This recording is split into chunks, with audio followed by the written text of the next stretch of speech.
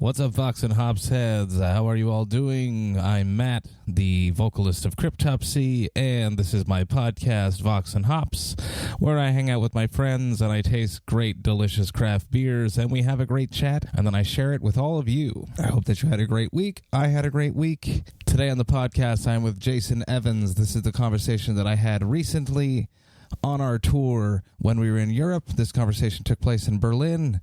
Today is a special day. Today is the release day of Ingested's new EP, Call of the Void. You should get it. You should pick it up. Wherever you pick it up, stream it, listen to it, check it out. It's an interesting listen. I personally enjoy it. I think that you shall too. Also, don't forget to get your tickets for the upcoming Cryptopsy tour, the first Asian tour ever. The Laws of the Flesh 2019 is starting on July 5th in Singapore. July 6th, we are in Thailand. July 7th, we are in Indonesia. July 9th, we are in Vietnam. July 10th, we are in Taiwan. July 12th, we are in Osaka, Japan. On the 13th, we're in Tokyo, Japan. And then it ends on Sunday, July 14th, in South Korea. I'm stoked to meet you all. Come out and say hi, get your tickets, come to the show, drink some great craft beer with me. So excited for this tour, The Laws of the Flesh 2019, the first Asian tour in Cryptopsy. We recently also announced a Latin America tour alongside Origin. This is the first time that Cryptopsy's been down in Latin America in quite a while. Last time was alongside Watain and Suffocation, and that was a great time, so I have no doubt that this is going to be a great time too. You should get your tickets. It starts on November 6th and it runs all the way to November 17th. This time around, we're going to be hitting Monterrey, Mexico. We're going to be hitting Mexico City, Mexico. We're going to be in Guatemala. We're going to be in El Salvador, Costa Rica, Panama, Colombia, Peru, Chile, Argentina, and Sao Paulo, Brazil. Super stoked to get back down there. I also have to include an I fucked up moment. In the previous podcast, I had been given a beer by a very nice man named Aaron Mendiola, who has a podcast, and I totally fucked up the name of his podcast. I am very sorry, Aaron. Your podcast is called The Beer Metal Show, podcast from San Antonio, Texas. So check it out, The Beer Metal Show, podcast from San Antonio, Texas. Super cool, and actually this week he has an interview with me on it, so check it out. I also fucked up during this episode. I said that we were drinking an American Pale Ale. Is the beer that me and Jason drank together. That is not true. It was an American IPA. Enough about all that. Today's episode, Jason Evans, the Slam King himself. Here it is, Vox and Hops, episode number 37.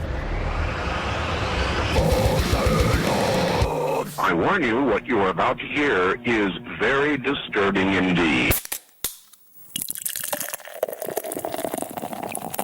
What's up, everybody? Today we are in Berlin, and I am with Jason, the singer of Ingested, the Slam King himself. The Slam Royalty. What's your last name? I'm bad. Evans. Jason Evans, the singer of Ingested, the Slam King. We are at Protokoll, which is a craft beer house in Berlin. I'm very impressed by the beer so far. Today, for us, I grabbed a delicious little pale ale from the Netherlands, from Eindhoven. The beer rep was sitting at the bar as I ordered it, so I felt compelled to order. From Doerak, the Van Moll, Netherlands. It's an American IPA. Let's see what this sucker's got. Cheers. There we go. Cheers. It smells fruity a little bit. Color is almost like a lager. It's like a darkish amber almost. A little yellowish hue, orangey hues. It's very nice, actually. You know me. I talk a lot about craft beer. It's a little bit bitter. It tastes nice. Not overly bitter because I don't like beers like that. It's actually quite drinkable. I know you're not a huge craft beer enthusiast, but you did tell me a story about your grandmother. Yeah, and let's go into that. So when I was little, my nana, she used to own a pub in a little village in the hills. It's like in Greater Manchester, on the outskirts of Manchester. It's called New Mills. It's like an old milling town, so there's like loads of like really old factories and stuff like that. And it's quite beautiful, actually. Loads of forests and woods and stuff. But then in these forests and woods are like all the ruins of like all the old mills and like the old cotton mills and stuff. But yeah, she used to own a Robinson's Brewery pub there called the Pineapple Inn. That's actually cool. Yeah, it was really nice. And basically I I spent about 90% of the first 12 years of my life there. And, It's her fault. yeah, it's her fault that I'm always drinking. That's not true. You took 2 days off. Yes, I did. Yeah. Had a detox period, didn't I? So, yeah. And then I felt rather ill, so then it's best to But what is... Growing up in a pub, what is that like? You know, you'd go there after school. Yeah. Is basically what happened because your parents were working and she would watch you. Yeah, so in the week I'd go to school and I'd stay at my mum's, and then because my mum and dad were separated at this point, so my dad was living with my nana and my granddad in the pub because it was massive, like it was a huge pub, and then but it was like a really old like limestone building, so it was like proper old pub, like it must have been 100 years old, but it was huge upstairs. It was like, I don't know, about 6 bedrooms, something like that. So yeah, my dad stayed there. And what I'd do is on every Friday I'd finish school, my dad would come pick me up, and then I'd stay at the pub until Sunday, and then go home, and then every school holiday I'd go stay there, like so yeah, like living. So they lived in the building. Yeah, as well. they lived, yeah, because it was huge. So yeah, I'd just stay with my dad, my nana, and my granddad, like every weekend, every school holiday, and I'd just hang out in the pub. Playing darts, playing dominoes, playing cards, playing pool, which is how I ended up getting really, really good at pool. I can imagine so. Yes. Yeah, because my granddad would, if me or my dad was playing pool, because my dad's an insane pool player. Like my dad's ridiculous. Like I won't even play him because he'll just hammer me. Like he'll break and then he'll pot everything. Really? Yeah. So there's no point. There's just no point. I mean, like, I have to wait for him to screw up before I can have a go, basically. But yeah, so if me or my dad was playing pool, my granddad would just give us the key for the pool table, so we didn't have to pay. Yeah. So we'd just play free pool all day. Obviously, I weren't drinking then because I was like, I was a child. But yeah, it was awesome. Like we had a dog called Kane as well. Like, he was like a big golden retriever. He'd just sit in the pub all day. Like, it was awesome. But yeah, it was a Robinson's Brewery pub, which is a brewery that's based in Stockport, which is the town I live in. I've lived in that town my whole life. You still live there now? Yeah, I still live there now. I live in Reddish, which is like, it's literally I live right on the border of Stockport and Manchester. So Stockport's part of Greater Manchester, but like I live in Reddish, so mine's like, I think mine's north Stockport, basically, something like that. Anyway, but yeah, there's this massive brewery there called the Robinson's Brewery, and they do like bitters, ales, milds, and you can tell when they're brewing when you walk around the town centre. You can smell it. Everything smells like hops and malt. Malt. Yeah.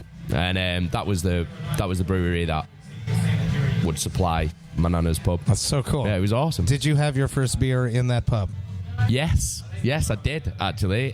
What's that story? It was, yeah, it was. Well, it wasn't actual beer. It was my first taste of beer. I didn't actually have a beer there, but my granddad was drinking it must have been a bitter or a mild or something, because it had like a big, thick, creamy head on it. Yeah. Like, and he turned around to me. I remember this. I don't remember how old I was. I was pretty young.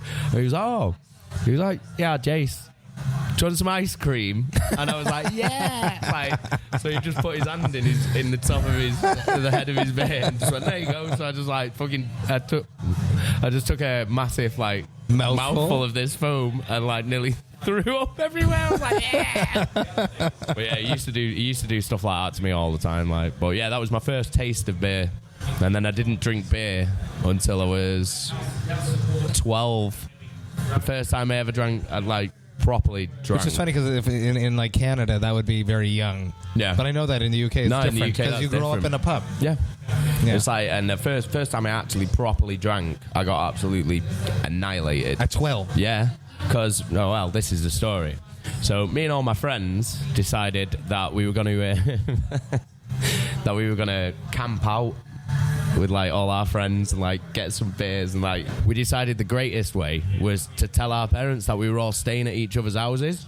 Classic. Yeah, but we ballsed it up because we all told each other that we were staying at the wrong person's houses, right? And all it took, it was a circle of lies, and all it took was like one parent to ring the other parent, and then we were all screwed. Like, and that happened. Did they come find you? Oh no. What happened was, so we'd got our tents and that secretly. Went stood outside an off license, which is like an off license. Waited for someone who looked dodgy enough that would go in for us and buy us like a crate of beer. So that happened. Do you remember what type of beer it was?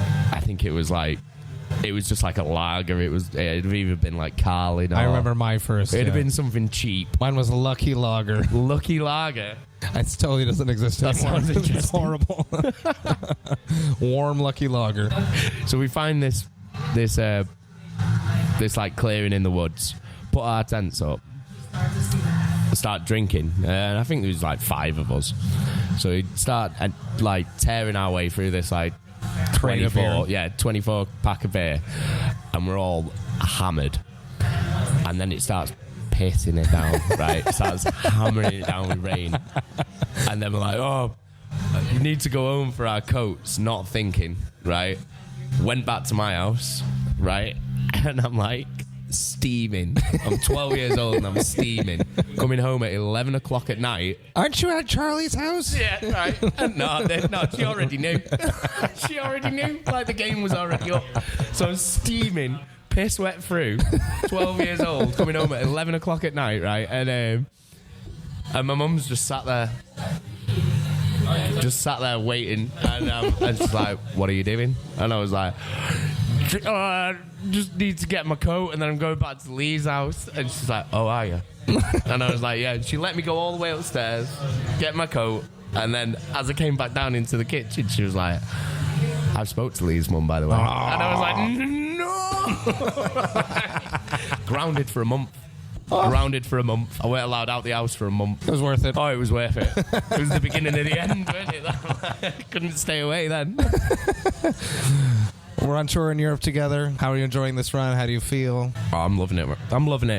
We've I always loved touring with Cryptopsy guys. Like last time we toured, it was only a week, wasn't it? With Aborted and Unfathomable Ruination. Yeah. Yes. We were all very tired of that. Yeah. You guys had done 200 plus shows that year. Yeah. We'd been on a 5-week American tour that ended literally the day before we jumped onto that tour with you. And then after that week tour, we went and did another 2 weeks in Europe straight after it. So we were on it for 8 weeks. When we saw you guys, and you guys were all looking tired, and we were like, tired. I was like, you guys are more tired than we were. Yeah. No, I think we were all in the same boat, weren't we? Plus your jet lag from the time switch of switching back from the U.S. to back home time. Yeah. But yeah, it was, that was nice, because that was like the first time that we got to hang out with you guys and meet you guys. And you know Chris, but you never actually met Chris. Really? But we'd never actually met him. And then we got to do this tour. We're sharing a bus together, sharing beers together. And it's been fun. It's been really fun so far. Like. It's been very easy. You guys are funny. You guys are intense at moments. What is the secret? I asked Lynn this question. He didn't seem to have an answer that pleased me. What is the secret? You are the only band that I've toured with that is all the original members still. Yeah. What is the secret? 12 years. Yeah, 13 years. We were all really young when we started. We were all like 20 years. Well, we were 18. Like, some of us were in the band before, in the band that was the band before Ingested. So me, Sam, Sean and Brad were all in the band before as well. So it's like, and I've known Brad since I was 11 years old. Yeah, you mentioned that to me. That's amazing. Yeah. We went to school together. Shout out to Brad. He's the chattiest dude on the tour. He's a man of few words. But he's a man of action. He did come up with a great Cryptopsy beer name. Yeah. Cryptopsy. Cryptopsy. We had never thought of it. We're too close to the picture. He's a genius, Brad. This is the thing with Brad. He'll say nothing for hours and hours and hours and hours and hours, and then he'll say like 3 words, and you'll be like, he's like well a funny, man. savant. Yeah, he's like a savant, man. He's So what do you think is the secret? the secret, I don't know. I mean, we are like, well, you'll know this from from being on the bus and being around us. Like, we're like family. Like, we're like brothers. Like, so we fight like cat and dog. Like, sometimes it's got really bad. Like, sometimes we come to blows. Like, some of us have come to blows. Like, some of us have like stopped talking to each other and stuff. But it's like a brotherly love.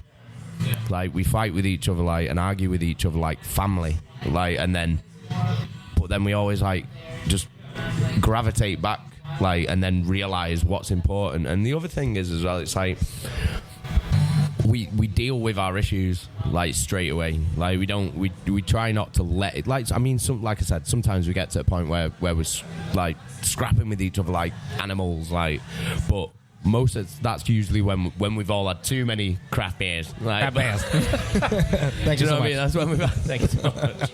That's when we've had too, like, you know, like when you, because it happens, doesn't it? Like, but if we have any like proper issues, like some of that needs to be raised, we get together and we sit at a table and we just say like, look, this is how I'm feeling. It's important. I messages. Yeah. Yeah. It's important. You know what I mean? It's like, and we hash it out. We say like, look, this is what's happened. This is how it's made me feel.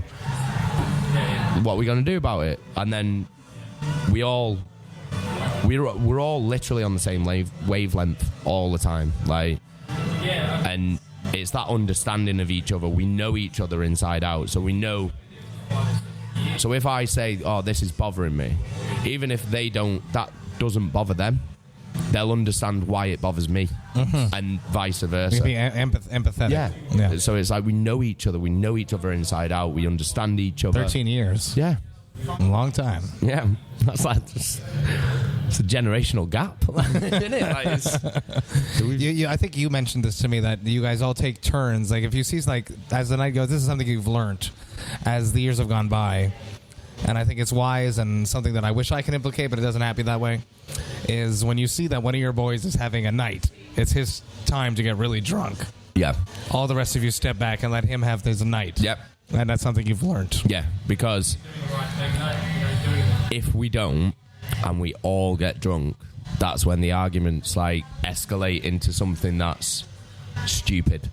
Like, and then you end up having an argument about something that doesn't matter just because you're all drunk. So it's basically whoever gets drunk quick enough, it's their night. It's a race. It's their night. It's the race. Like, and then Sam is winning. Sam is winning. Like, Sam's he's fun. He's fun.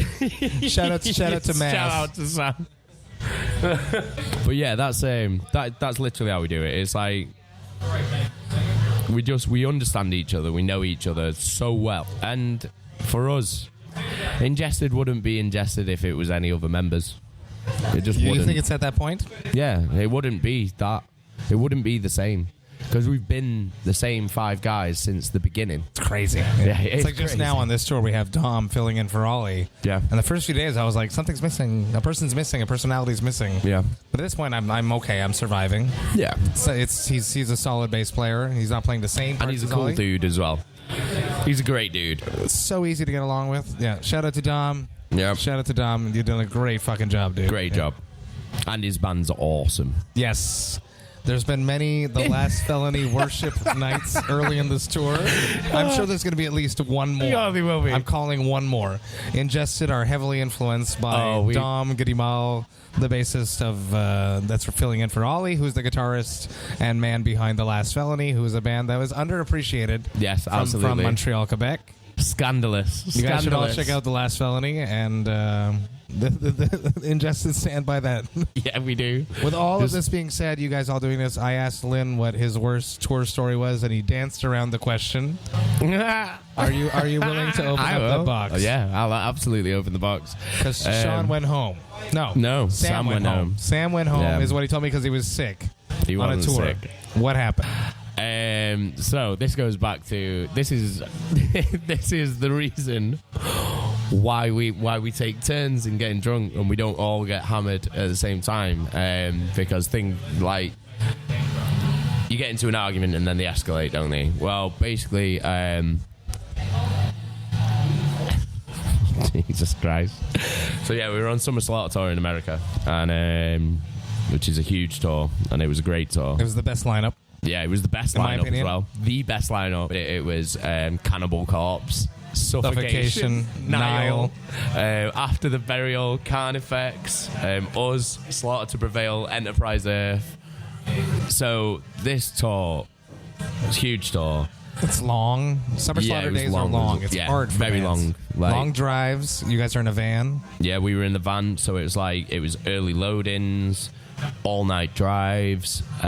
Sitting at a merch table. Yeah, for sitting God at a knows how merch long. table for, well, what was the, on some days there was locals as well, so it was you'd be looking at 10 bands. So, and I'm sat there on merch all day, and it's like, well, what else are you going to do? I'm going to drink. Because there's nothing else to do, and that's what we were all doing. And it was carnage. We were drinking too much. There was drugs in play as well. Like we were going Hard. loony. Yeah, we were going hard. And basically we went to. We were in Dallas, and we went to Vinnie Paul's. It's always a bad decision. Yeah, always a bad decision. It's closed, sadly. I know. Yeah. I know. I'm sad about that. Yeah. But yeah, you get to take your own Liquor in. if you have get a tour in for pass. free if Yeah. you've got a tour pass. So that happened. The cat house, the doll house. The cat house. Cat house, it's called. Yeah. And so we all decided to basically take a bottle of Jack Daniels in each. Oh boy. So you can imagine where that went. And then we were also doing other stuff as Party well. favors. Yeah, party favors as well. So yeah, basically everything got to a head. Me and Sam got into it. Me and Sam ended up having a fight. I punched him in the face. He bit my hand. He bit your what? He bit my hand. Because I put my hand around his face, and then he just bit my hand. So that escalated. And then Sam went home. And The next day he woke up and he was like, yeah, he was just like, fuck this. I can't do this. I don't blame him. I can't be Absolutely around don't blame him. Jason. He wanted to just leave. Yeah. I tried apologizing and stuff, but obviously it was we'd had a bit of a fight, so it was. It must have been building up. Yeah, I think it had been building up all throughout the tour or whatever, and the drink and everything else wasn't helping. So you finished the tour. Yeah, so he went home. We finished the tour without him. Yep. He's the master behind the Craig. Yeah, behind our good friend Craig. Yeah. Who is their it's our in-ears, laptop that has our everything, in-ears, our triggers, our samples, our 808s, Lynn's click. So it took you a few days to figure all that out because you left Craig behind. Yeah. So you just Lynn went home. Lynn had to figure that out. So yeah, it was a mess. And then when we got home, obviously Sam wasn't speaking to me. You mentioned to me that there was a 6-month period that you weren't in the band anymore. Yeah, I wasn't in the band. What was that conversation like? We had a meeting. Lynn wasn't there because Lynn lived Mallorca no, he was living in London at the time. So me, Sean, Sam, Brad, we had a meeting. And basically I was they were just can't tour with you at the moment, because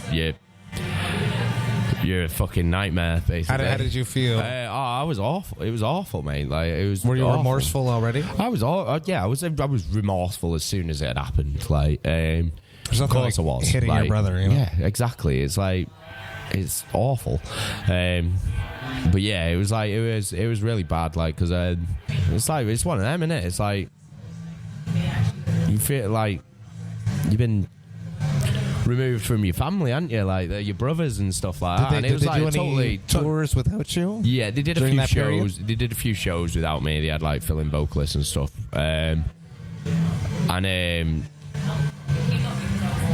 For me, I was oh no, I feel I thought I literally thought I'd been kicked out of the band. I thought I'd been kicked out of the band. Yeah, I was oh my god, Were there moments that you were plotting to start something new? Not really, because I was just too sad about it. I was just upset about it. I was just oh god,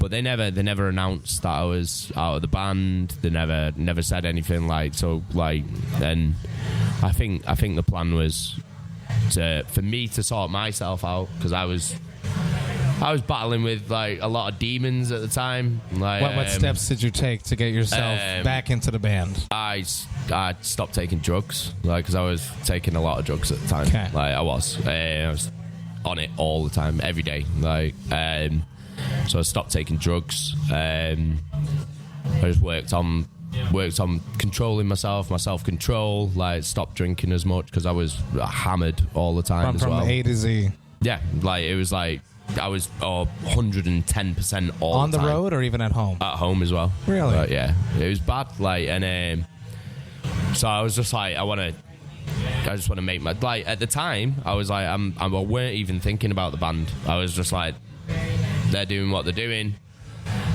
I just need to get better for myself, if you know what I mean. Yeah. So I just stopped taking drugs. I mean, I still smoke weed, but that wasn't the problem. So it was not that drug. Yeah.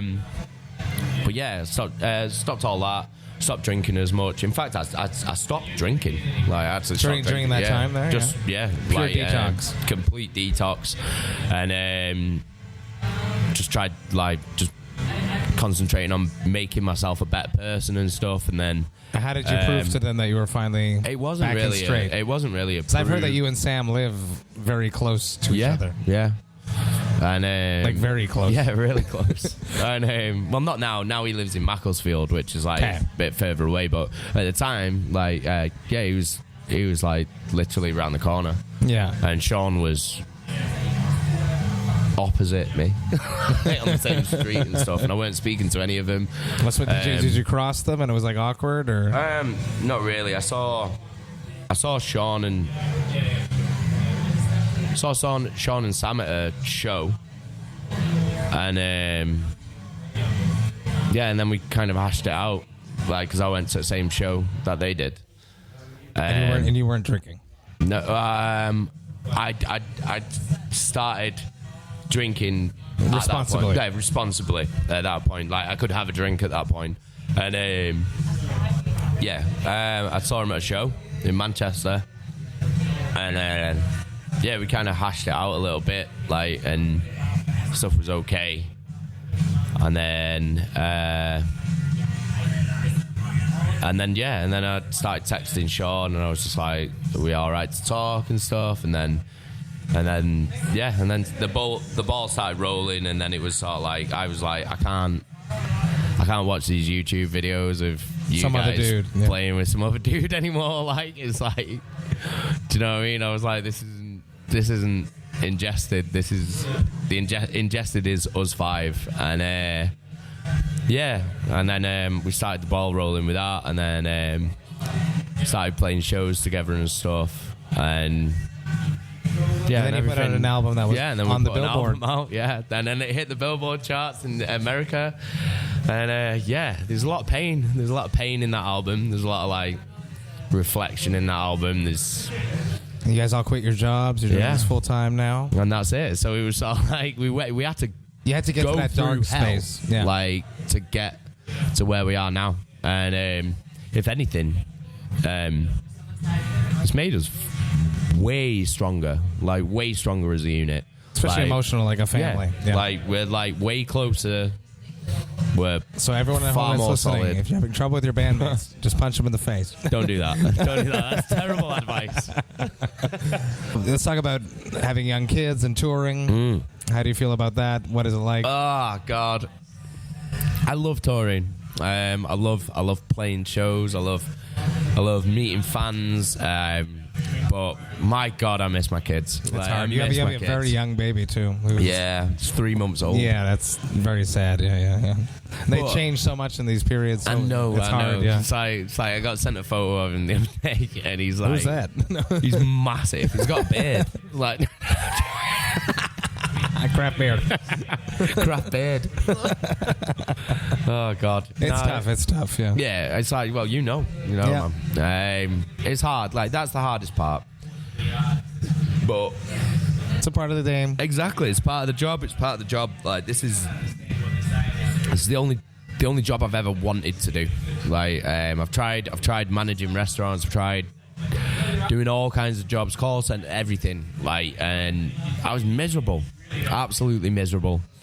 I just love music. I love music. Like I can't do anything without listening to music or Same here. or something. Like I have to be listening to music all the time, and like to be able to create music, new music that no one's ever heard before. You might have heard something like it, but you've not heard this song. Like, do you know what I mean? This is a new song and stuff like that. And then Same here. playing those shows and seeing people's reaction to your art is a feeling unlike any other. Like it's a feeling unlike any other. But yeah, it's like being on tour as a full-time band. It's hard being away. Like it's hard being away from kids because it's like you go back and then it's a very different life too. Though you find out that they've done something new and you've missed it, and you just those first steps. Yeah, first steps, first word, like, and you're like, oh God, like. But I'm not made for anything else. I was made for this. Like I'm made to make brutal metal and be a dad, and they're my two callings. And when I am home, I'm very present. Yeah, same here. On the road, I try to be as present as I can be, but when I'm home, I'm very, very, very present. Yeah. I'm the same, man. Did you have to, like, this is the thing, it's like, well, I'm at home all the time now, so I get to spend. So which is I used awesome. to work. Yeah, it's awesome. So it's like I used to work in restaurants. I used to manage restaurants, and I'd be working like 6 days, 70 hours a week. Like night, and it's always at night. Night, too? all day. No, I used to work like some days I'd work from like 7 in the morning to like 2 in the morning. Jesus, and then I'd go home and then be back in work at 7 in the morning. I'd never see him. Like now, it's like I might be on tour for a few weeks. But when you're home, but when I'm home, I'm home, and that's it. Like I'm at home all day. I get to take my daughter to school. I get to pick her up from school. I get to spend all day with my son. It's amazing. Beautiful. It's amazing. What does Ingested have coming up? I know you guys got an EP coming out. Yes. Let's talk about that. Yeah, so we've got a brand new EP coming out on the 14th of June, which will be available through Unique Leader Records, Indie Merch Store, Empiricon.com, and all excellent record stores. Yeah, so this is just an EP. It's something different. It's something that we're experimenting with, because I've heard it. I've heard a lot of it. Yeah, it's definitely in a little bit of a different direction. Yeah. A little bit more clean guitars. yes. But it's still interesting. Well, this is the thing. It was like we knew we were going to do an EP, and we know that we're going to go into the studio in December and record a full-length album. We know what we're doing with a full-length album. Like we've proved that. We know exactly what we're doing with that. But with the EP, we were like, let's just do something completely out of our comfort zone. Let's do something different. Let's try something different. It's like, because why not? Like, this is, You can. yeah, we can. Yeah. Like, so the EP is it's heavy, like, but it's different.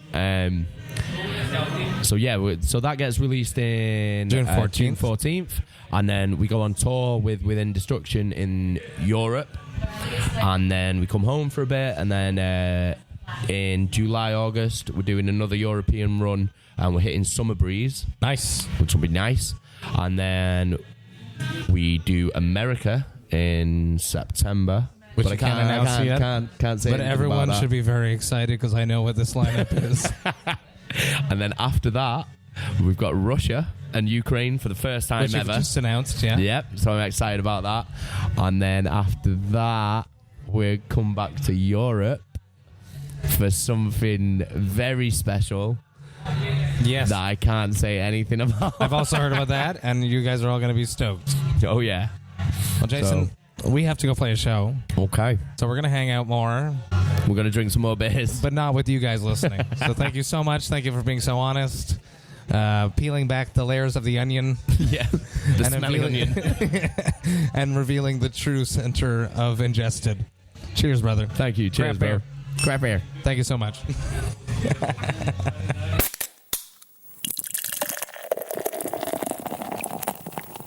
Hey, Vox and Hops says, thank you so much for listening right to the end. I greatly appreciate that. What an episode. So much great content.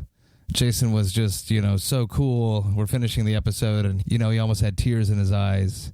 He was so emotional, just being so honest, finally unveiling all these dark, dark secrets of his past, of the band's past, and just being so honest. So a huge hug to the Slam King himself. I greatly, greatly appreciate you coming on the podcast and being so honest.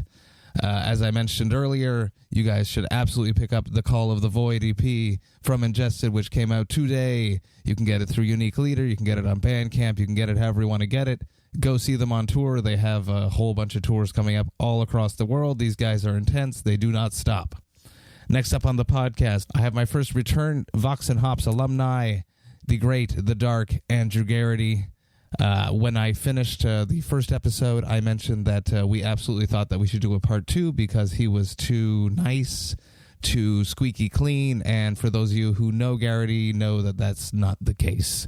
So we have a part 2 coming up next week. You should check it out. It coincides with his band's tour, which is coming out, which starts on June 25th, and it runs all the way till July 13th. It's in the States only. Check it out on the Wolfhammer page. I will put a link to that in the description of that show. I appreciate you all listening to the podcast. You Vox and Hops heads are what makes this podcast so amazing.